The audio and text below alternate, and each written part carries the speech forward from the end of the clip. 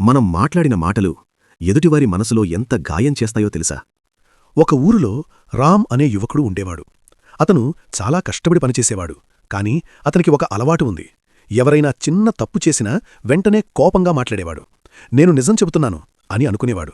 కాని తన మాటలు ఇతరుల మనసును గాయపరుస్తున్నాయని గుర్తించలేదు.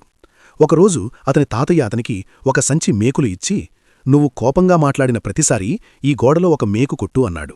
కొన్ని రోజుల్లో గోడ మొత్తం మేకులతో నిండిపోయింది. తర్వాత తాతయ్య అన్నాడు, ఇప్పటినుంచి ప్రతిరోజూ నువ్వు ఎవరినైనా బాధపెట్టకుండా ఉంటే ఒక మేకు తీసేయి అన్నాడు. కొన్ని రోజుల్లో అన్ని మేకులు తీసేశాడు. అప్పుడు తాతయ్య అతన్ని గోడ దగ్గరకు తీసుకెళ్ళి, చూడు, మేకులు తీసేసినా గోడలో రంధ్రాలు ఇంకా ఉన్నాయి కదా అన్నాడు. రామ్కు అర్థమైంది. మాటలు గాయాలు చేస్తాయి. అవి మానిపోయినా గుర్తులు మాత్రం మిగిలిపోతాయి. ఆ రోజునుంచి అతడు తన మాటలను జాగ్రత్తగా ఉపయోగించడం ప్రారంభించాడు. నీతి: మాటలు గాయం చేస్తాయి. మాట్లాడే ముందు ఆలోచించాలి. ఇలాంటి మరిన్ని కథల కోసం క్విక్ స్టోరీస్ తెలుగు ఛానల్ను సబ్స్క్రైబ్ చేసుకోండి.